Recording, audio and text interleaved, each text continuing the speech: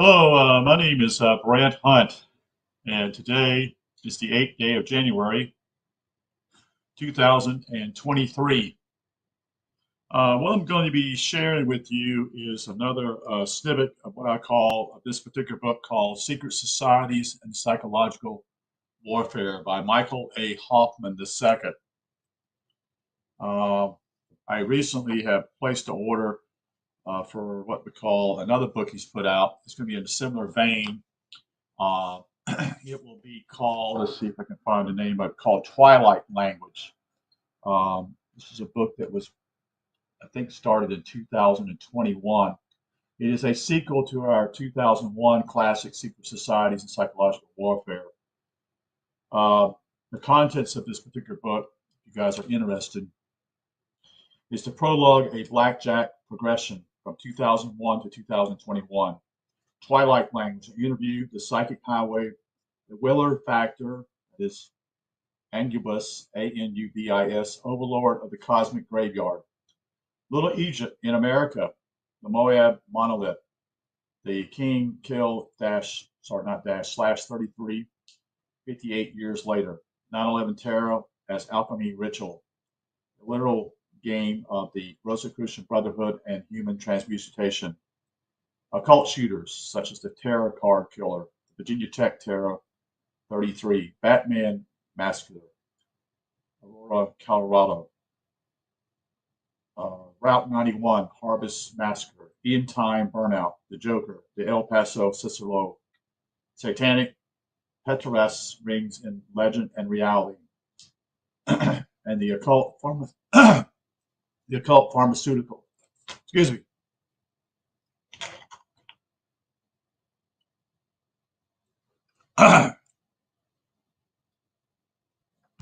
The occult pharmacia, sorry, scapegoat. 343 pages, and it's illustrated. It's less than $20 if people have interest in that. So, what I'm going to be reading is a section on Jack Parsons, who was involved in the rocket propulsion, the JPL project years ago. I remember reading about this long ago about him. So, anyways, the dark side of the black bad moon, the ritual abuse of criminal politics. This is from a quote from George Orwell in 1984. In some ways, she was more acute than Winston and far less susceptible to party propaganda. Once, when he happened in some connection to mention the war, she startled him by saying casually that, in her opinion, the war was not happening. The rocket bombs which fell daily on London were probably fired by the government itself just to keep people frightened. This was an idea that had literally never occurred to him. Yes, definitely. So here we go. This is on page 189. And here we go. One of the largest acts of domestic terrorism in the United States history was in 1993, the bombing of the World Trade Center in New York. As it turned out, the FBI was fully aware of the bomb plot before the attack took place. The Muslim group involved had been infiltrated by Imad Salem, a former Egyptian intelligence agent who was hired by the FBI and only paid $1 million. The FBI even provided the Egyptian with a timer for the bomb, prompting the Chicago Tribune to publish a report headlines. The FBI tipster said he built New York bomb. Tribune, December 15, 1993. In 1999 saw the door reopen on the federal arsonist, that is in Waco, Otto de Feo, and slammed shut on the Oklahoma City bombing investigation. The identity of Oklahoma City co-conspirators who were in the news in the 1999 were concealed by the FBI and distorted by the merchants of the news media. The federal conspiracy behind Oklahoma City as a JFK killing in microcosm. Who took remembrance of Edith Smith, whose children were killed in the Murray Building blast. Recall that she had shouted to CNN on camera, "Where was the ATF? 15 of 17 employees survived. They were the target of the explosion. Did they have advance warning? My two kids didn't get that option." The alcohol tobacco ATF agents later ordered her to shut up, don't talk about it. Both the federal government and the ADL were tracking Timothy McVeigh long before the Oklahoma City bombing of 1995. McVeigh and at least a half a dozen other men planned the bombing while encamped at Elohim City, a heavily infiltrated Christian patriot community in rural Oklahoma. The ATF informer Carol Howell infiltrated Elohim City before the Oklahoma City bombing. The ATF internal documents prove Howell was an informer who overheard McVeigh and his accomplice plotting to blow up the Alfred E. Murray building. Howell sent over 70 reports to her superior, the ATF special agent, that is Angela Finley, L-I-N-L-E-Y, warning that a number of people at Elohim City were planning to bomb a federal office building in Oklahoma City. Howell was not the only government agent privy to the Oklahoma City bombing, however. The Shawnee Aryan Republican Army, ARA, gang of bank robbers were also complicit. Aryan Nations East Coast Ambassador and FBI informant Mark Thomas assisted ARA leader Peter Langdon, an asset of the U.S. Secret Service. Langdon, the son of a U.S. Marine intelligence officer, was arrested for a robbery in 1992. U.S. Secret Service intervened, however, arranging for Langdon to be released on merely a signature bond. Langdon subsequently formed the ARA, which was from its inception a government-backed black op. For example, the ARA never encountered any bank guards or other police during any of their 20 successful bank robberies.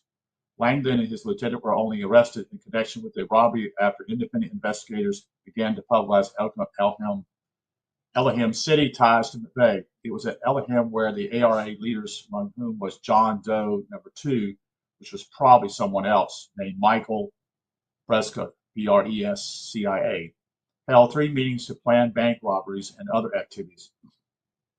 Langdon's lieutenant conveniently committed suicide while in custody. Many government black ops use Halloween Satanists as a cover for their crimes.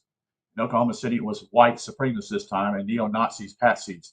The orchestration was finite and detailed, right down to the appointment of District Attorney Robert Macy, the prosecutor who allegedly stymied all efforts to get to the bottom of the Oklahoma City conspiracy, the head of the special grand jury proceeding to investigate the conspiracy.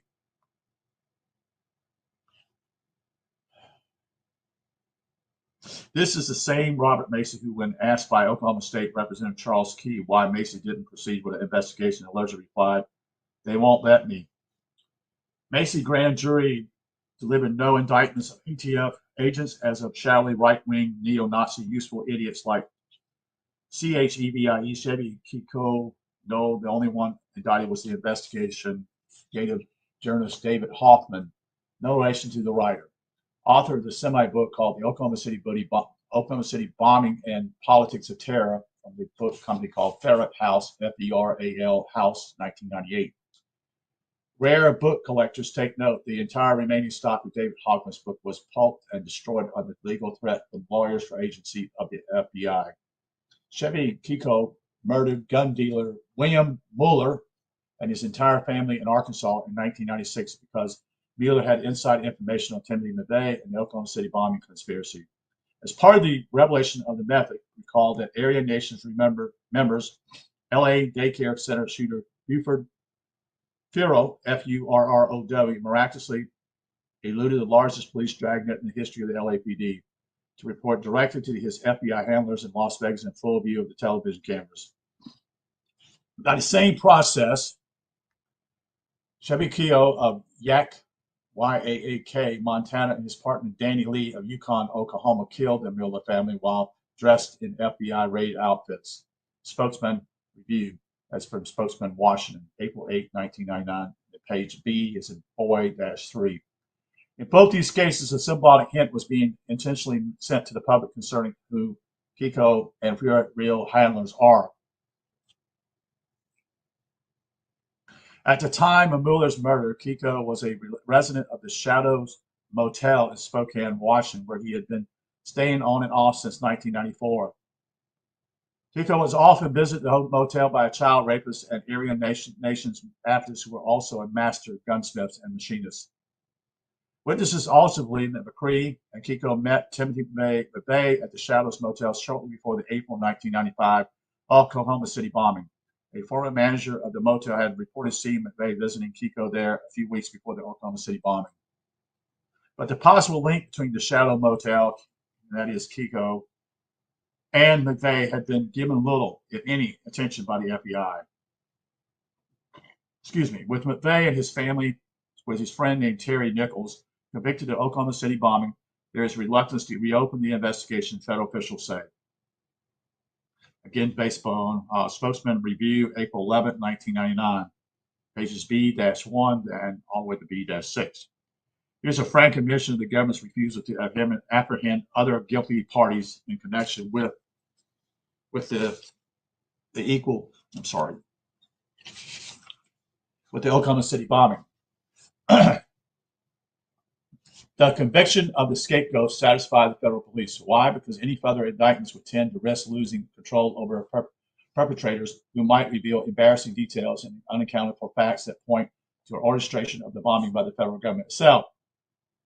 Allenham City was presided over by Robert Millar, Millar, himself as an informant who reported to FBI senior agent Peter Ricker, according to June 1997's court testimony. Milker, son-in-law Jim Essens, was also a federal informant.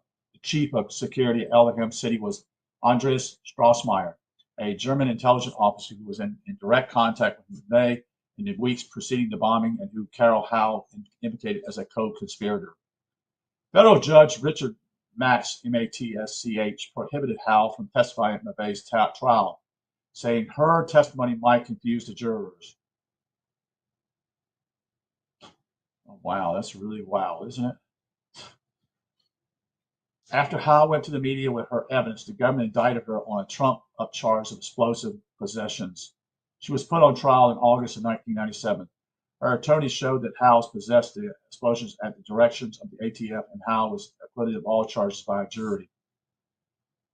A similar Jungian script was written for the group Mine of the Dreaming Mine at the Shadow Motel at Dreamland Motel in Junction City, Kansas, where Lee Harvey McVeigh, staying quiet, say just prior to his drive down the highway of history on April 19, 1995. You do know that there's always something always happening in April part. You'll notice that. Have you ever noticed that a lot of times these things happen in April?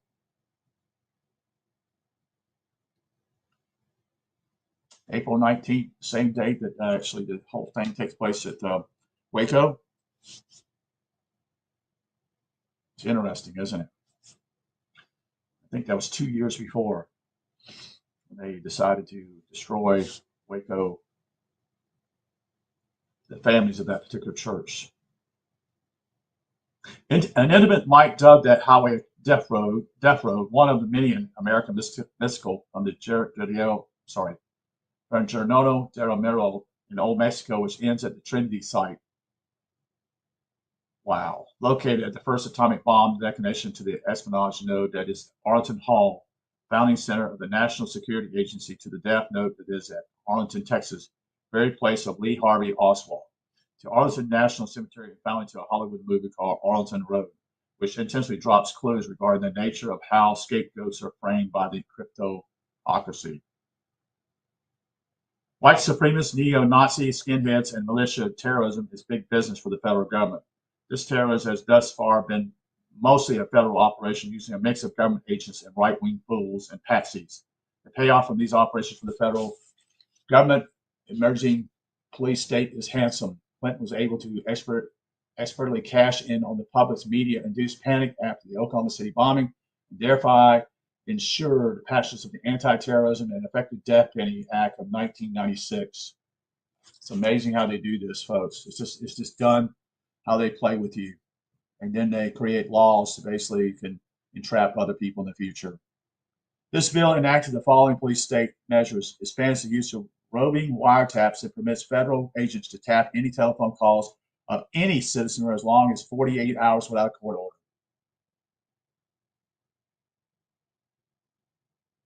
Sharply curtails the right of defendants in federal courts. It allows the government to arbitrarily designate any group as a terrorist organization and make it a felony to support the otherwise lawful and humanitarian activities of such a group. Allows the executive branch of the federal government to use secret and even illegal obtained evidence against defendants. My, oh my. My, oh my. Appropriated additional $468 million for the FBI's budget. Not a bad haul for one bombing in Oklahoma. Any wonder that many neo-Nazis, Klansmen, and militant militias are in all but name employees, dupes, and agents of the federal government, which stage manages their extremist movement as a shadow phenomenon absolutely necessary to the establishment of a Soviet America. The government should name a federal building after Timothy McVeigh and his network of accomplices in honor of the massive expansion of the police state, which their actions helped Big Brother attain. Although the FBI catalogs all terrorist acts involving political motivated threats and violence, its what they call state, local, anti-terrorism training, enacted after the Oklahoma City bombing in 1996, was created to furnish police only with information on the far right. It doesn't deal with the other side, folks. Okay. Excuse me.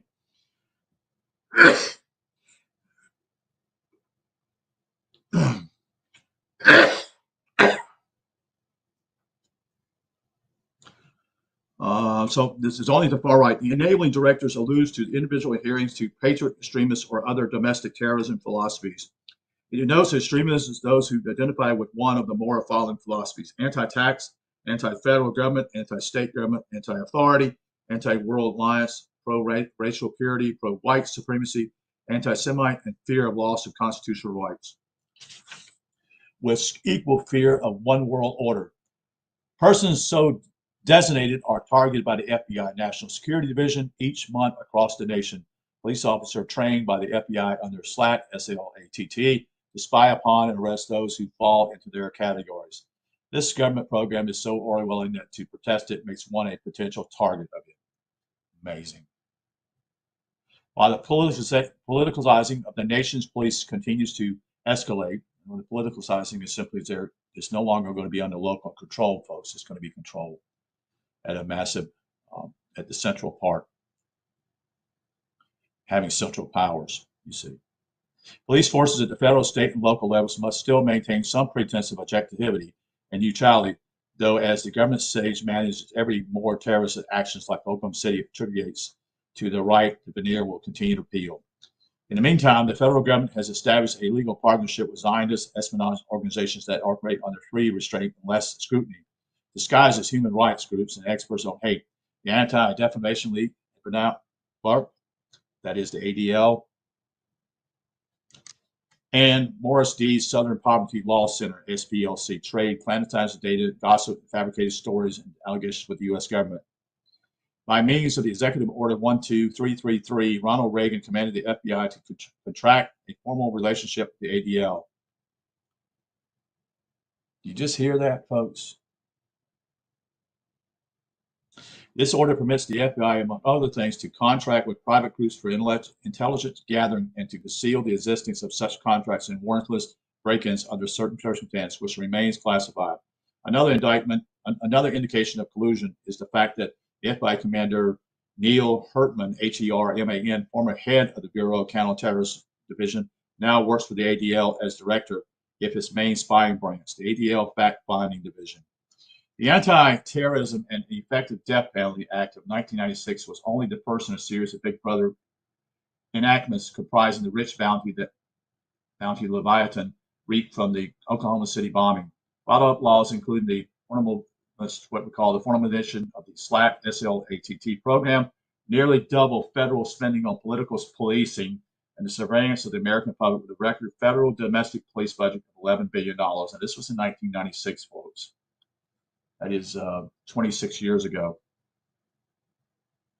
Most of the money went to the FBI, of course, whose terrorism budget ultimately jumped from $78 million to $609 million per annum, with 900 new FBI counterterrorism agents being hired. The budget and mailing list of the Jewish ADL and Morris Dees SPLC reaped a similar bonanza in the wake of the Oklahoma City bombing, with Dees cranking out false patriots, the threat of anti-government extremists key to the Oklahoma City bombing. Dees Slick, that is Sleep Deeds, DEES, that is 72-page SPSU LC magazine-style publication claimed, as had Clinton and FBI Director Louis Freeh, that the right wing was the prime threat to American domestic security. That's all bullshit. Again, they're telling you they're controlling these guys. Yeah, they're a small group. I don't agree with any kind of terrorism, period, folks. I don't care who it is. But they don't deal with the left, you see. Whatever happened here all the last couple of years, especially when you think about in Seattle, Portland, all that area up there. Yeah. They overlooked that, folks. This is bullshit. See. The publication netted these millions in new contributions and fueled more panic and paranoia. As we shall see, Louis Freeh's FBI would reproduce Deer's fear-mongering nonsense in the FBI's own ministers called Project Megiddo, MEGIDDO report, a laughable end of the millennium terrorism projection, scapegoating Christian identity believers as major threats to the nation's security. In 1998, Dees and the ADL added a new wrinkle to their tired old far-right conspiracy theories when they claimed that Christian identity believers were planning to launch a series of domestic terrorism attacks to coincide with Y2K. FBI Director Freeh publicly endorsed this overheated hokum in testimony before a U.S. Senate subcommittee on February 4, 1999. As reported the next day to USA Today, Freeh basically regurgitated Dees and the ADL vomit on this subject. By the autumn of 1999, the FBI had produced a special 40-page Project Megiddo report showing the degrees to which the ever more communistic FBI viewing Americans' right as the main threat to domestic peace and tranquility. Not the red Chinese-funded inner-city gangs with their hundreds of thousands of gun-toting, raping, robbing, rioting, and murdering members. Not the Jewish Defense League, with its close ties to fanatical Talmudic mass murders in Hebron, and its documented record of bombing in the U.S. Not the Russian Jewish mafia with its billions of dollars and money laundering through U.S. banks, and its kidnapping, white slavery, and assassinations. Note, according to the Federal Bureau of Investigation, on the year 2000, the mightiest internal threat to America came from fractionists Hicks and tiny splintered subsects in the boondocks who can't even agree on whether to hold church services on Saturday or Sunday, much less coordinate a grandiose cava of national terrorism.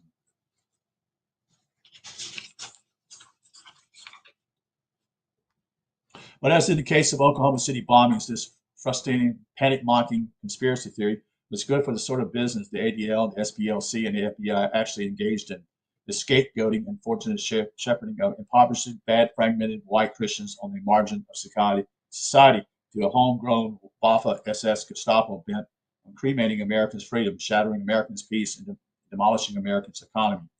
Who needs laughing gas when establishment clowns push gangs like this? Talk about outlandish and paranoid conspiracy theories.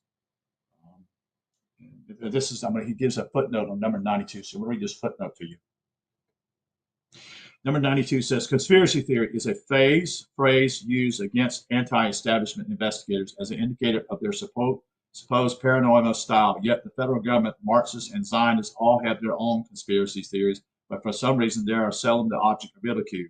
Zionists allege that the German people were engaged in a gigantic conspiracy to eradicate every Jewish person off the earth. Perhaps the most prominent conspiracy theorist is former First Lady Hillary Clinton, who alleged that a vast right-wing conspiracy had been conspiring against my husband since the day he announced for president, based upon ABC News, January 27, 1998.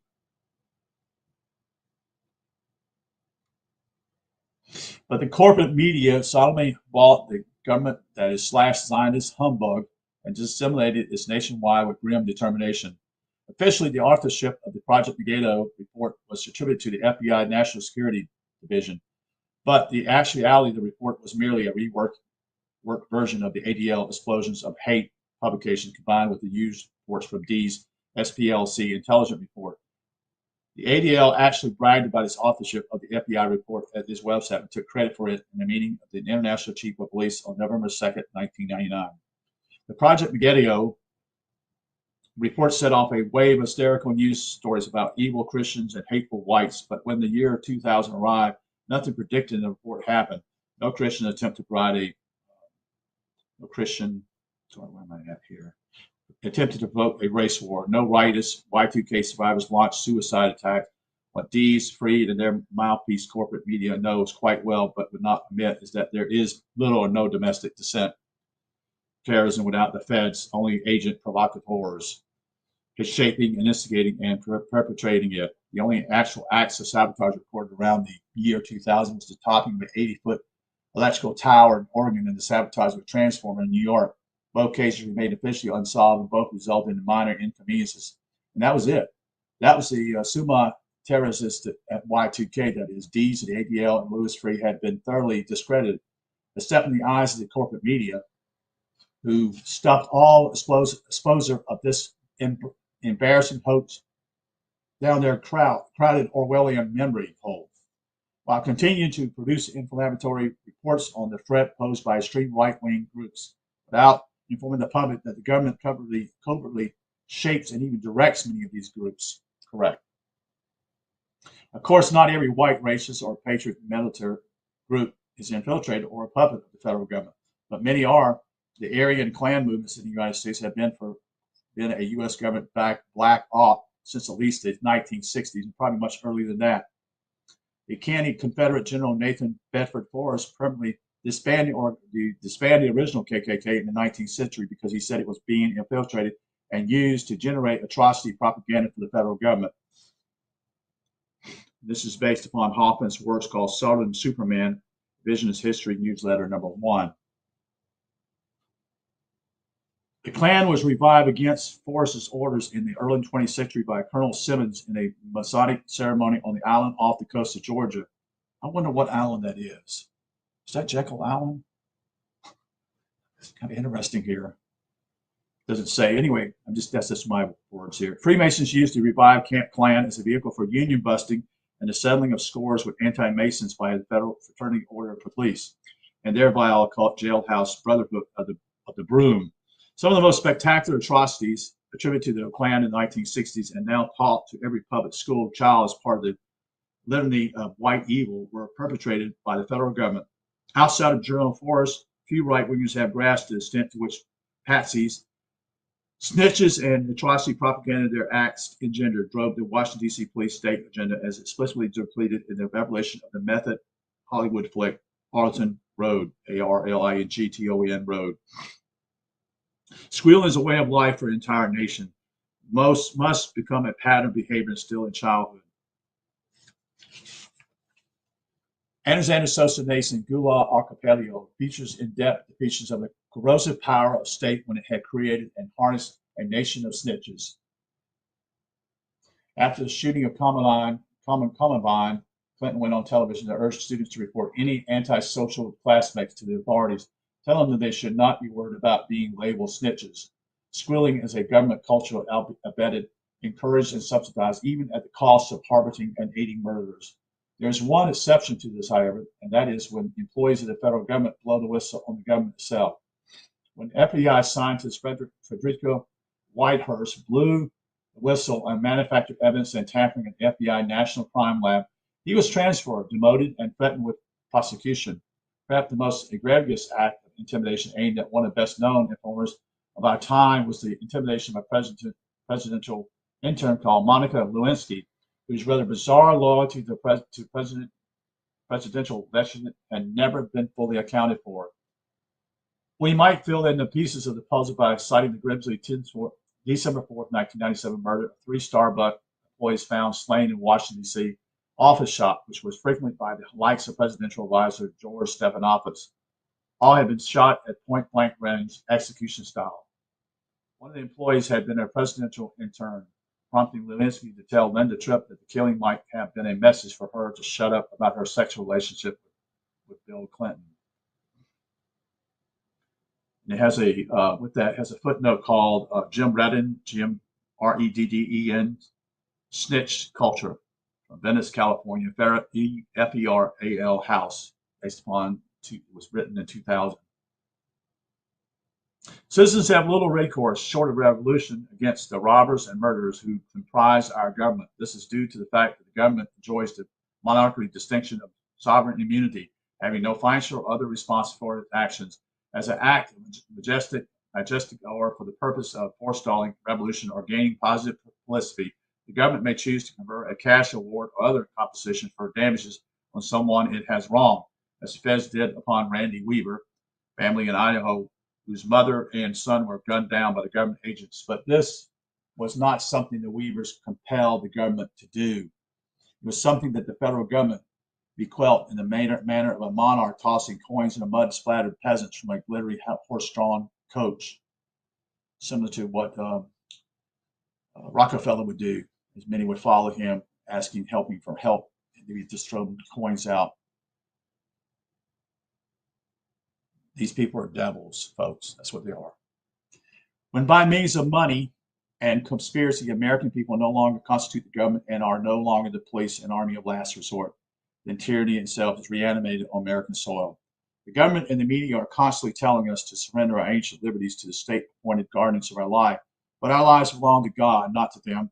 And the burning question we must ask of these elites who continually seek to impose their power of stupidity and conformity upon us is the clarion call of freedom fighters, and from Juvenal to Jefferson, who shall guard the guards themselves? Jefferson. A loss of will. If the highest strangeness entails within accounts of government deception, double cross, murder, and terrorism is too much for us to handle, perhaps we must pause before we close our minds and seek in the comprehensive of the dark side of a bad moon answer to the following question of historian Otto Scott. And this is based upon what I call Compass, October 1st, 1999, page 3. How have we arrived as a nation to a position where the majority is being told by Washington that most of us should become a minority by decision of our own government and not by conquest? Next century will see, according to President Clinton and the Democrats, the end of a majority white America. America, as we know, is fated. We are told to banish in the multicultural sea of non-white groups by deliberate choice of a still white Congress. The world has never witnessed such a deliberate presidents. It happened to Rome. The Romans never actually cheered and openly worked for their own diminution to the point of disappearance. That is the phenomenon never before seen in all history. Stanley Hornbeck, commented on the rapidity with which whites have lost their will. How have we arrived at a nation of this low bottom 12 in the escape heel to delirium? Can political cowardice and cultural decadence along adequately account for what Mr. Scott rightly terms a phenomenon that is unprecedented in history? I tell you what, I can tell you that part right now.